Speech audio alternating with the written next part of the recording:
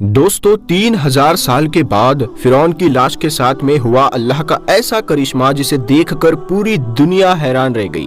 دراصل ہوا یہ کہ 3000 سال کے بعد فرعون کی لاش سے اچانک سے آوازیں آنے لگی، یعنی کہ فرعون کی لاش اچانک سے بولنے لگی، جسے دیکھ کر وہاں پر موجود ہر کسی کی چیخیں نکل گئی۔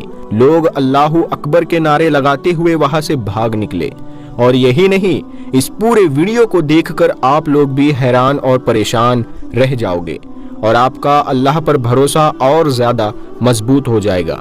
اسی لیے آج کا ہمارا یہ ویڈیو آپ سبھی کے لیے بہت ہی خاص ہے، آپ اس کو آخر تک ضرور دیکھیں۔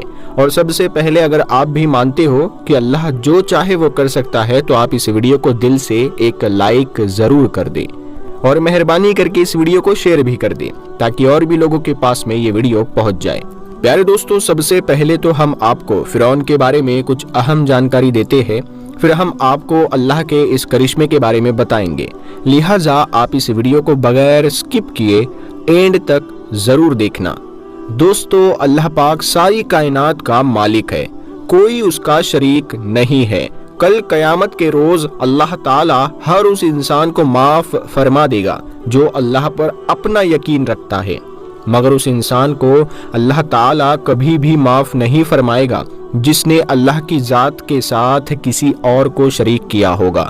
یاد رکھیے، دنیا میں 4 بادشاہ ایسے گزرے ہیں جنہوں نے خدا ہونے کا دعویٰ کیا تھا، جن میں نمرود، شداد، بخت نصر اور فرعون شامل ہے۔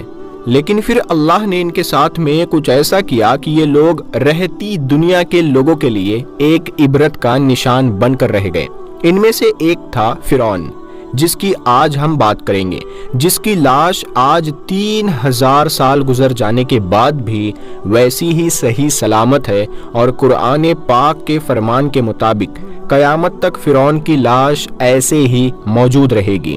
دوستو، کچھ مدت پہلے کی بات ہے، دنیا کا کوئی بھی انسان یہ نہیں جانتا تھا کہ خدا ہونے کا دعویٰ کرنے والے فرعون کی لاش کے ساتھ میں کیا ہوا ہے، یعنی کہ اس کی لاش کہاں پر چلی گئی، اس کے ساتھ میں کیا ہوا ہوگا، اس بات کے بارے میں کوئی بھی نہیں جانتا تھا۔ لیکن اللہ پاک کی کتاب تورات، انجیل اور قرآن پاک میں بھی اس کا ذکر ڈیٹیل سے ملتا ہے، مگر یہودیوں نے قرآن پاک کو ماننے سے انکار کر دیا تھا۔ ہم آپ کو بتا دیں کہ فرعون کا ذکر اللہ تعالیٰ نے قرآن پاک میں کچھ یوں کیا ہے کہ ہم فرعون کی لاش کو دنیا کے سامنے عبرت کے لیے محفوظ رکھیں گے۔ دوستو، 1891 تک کسی کو بھی فرعون کی لاش کا کوئی نام و نشان معلوم نہیں تھا، مگر پھر قرآن پاک نے اس بات کا ذکر کر دیا تھا کہ فرعون حضرت موسیٰ علیہ السلام کی قوم کا پیچھا کرتا ہوا دریائے نیل تک پہنچا، اور وہاں پر جا کر پانی میں غرق ہو کر اپنی فوج سمیت تباہ و برباد ہو گیا تھا، جبکہ اسی پانی نے اللہ کے حکم سے حضرت موسیٰ علیہ السلام اور ان کی قوم کو گزرنے کا راستہ دے دیا تھا۔ لیکن اس کے بعد فرعون کے ساتھ میں کیا ہوا، اس کے بارے میں دنیا کی تمام کتابیں خاموش ہو گئی، یہاں تک کہ تورات اور انجیل میں بھی اس بارے میں کوئی ذکر نہیں ملتا ہے، جبکہ قرآن پاک میں اس بارے میں ایک عجیب سی بات کہی گئی ہے جس نے پوری دنیا کو ہلا کر رکھ دیا تھا۔ قرآن پاک کی اس آیت پر آج تک کسی نے بھی زیادہ غور و فکر نہیں کیا، خود مسلمان بھی اس آیت کو پڑھ کر آگے گزر جاتے ہیں، یہ سمجھے بغیر کہ اس آیت کا اشارہ کس بات کی طرف ہے۔ اس آیت میں اللہ تعالیٰ کیا فرمانا چاہتا ہے؟ اللہ تبارک و تعالیٰ نے سورہ یونس میں اس بات کا ذکر کیا ہے کہ بس ہم نے تیرے جسم کو سمندر سے نکال کر محفوظ کر لیا تاکہ بعد میں آنے والے لوگوں کے لیے تم عبرت کا نشان بن جاؤ۔ دوستو، فرعون کے اس واقعے کو گزرے ہوئے 3000 سال سے بھی زیادہ کا عرصہ گزر چکا ہے۔ 3000 سال پہلے تک فرعون کی لاش سمندر میں رہی۔ اس کے بعد اللہ تعالیٰ نے دنیا والوں کو دکھانے کے لیے کہ میرا قرآن سچا ہے، میرے پیارے نبی حضرت محمد صلی اللہ تعالی علیہ وسلم کا فرمان سچا ہے، یہ دکھانے کے لیے اللہ تعالیٰ نے فرعون کی لاش کو سمندر سے باہر نکال کر پھینک دیا۔ پھر کئی دنوں تک فرعون کی لاش سمندر کے کنارے پر پڑی رہی، مگر یہاں پر اللہ کی قدرت دیکھے، اسی بیچ فرعون کی لاش کو کسی بھی جانور نے منہ تک نہ لگایا، یہاں تک کہ کوئی پرندہ بھی اس جانب نہیں گیا۔ لیکن پھر ایک دن ایک مصری شخص भेड़ बकरियों को चराता हुआ उस तरफ चला गया और उसने फिरौन की लाश को समुंदर के किनारे देख लिया। इसीलिए फिर उसने ये खबर मिस्र के वजीर तक पहुंचा दी।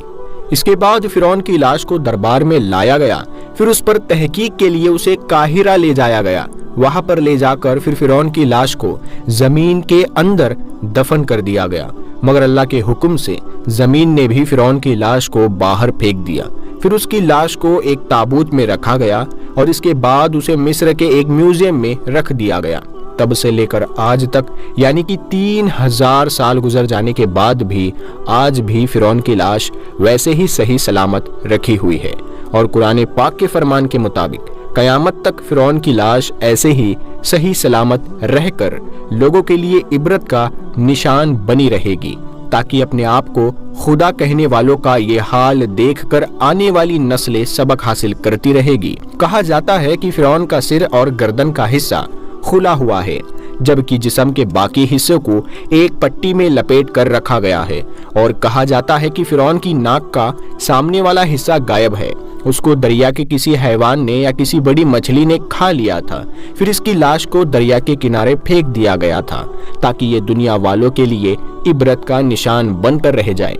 दोस्तों, इसके बाद से फिरौन की लाश वैसे ही रखी हुई है और हजारों साल गुजर जाने के बाद आज भी फिरौन की लाश पर गोश्त वैसे तरोताजा मौजूद है।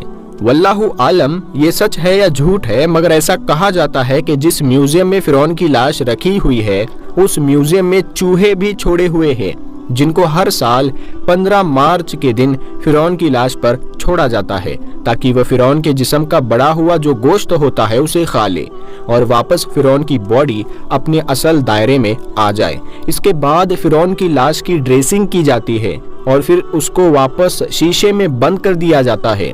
इसके बाद 1 साल तक वैसे ही वो शीशे में बंद रहती है। फिर जब अगले साल 15 मार्च का दिन आता है तो उसे फिर से वापस बाहर निकाला जाता है और उसकी बॉडी पर चूहे छोड़े जाते हैं और फिर वापस ड्रेसिंग करके शीशे में बंद कर दिया जाता है। अल्लाहु अकबर। दोस्तों, यही वजह है कि आज हजारों साल गुजरने के बाद भी फिरौन की लाश सही सलामत है। आज पूरी दुनिया अपनी आंखों से देख रही है कि अल्लाह ने किस तरह से फिरौन की लाश को महफूज करके रखा है, किस तरह से दुनिया भर के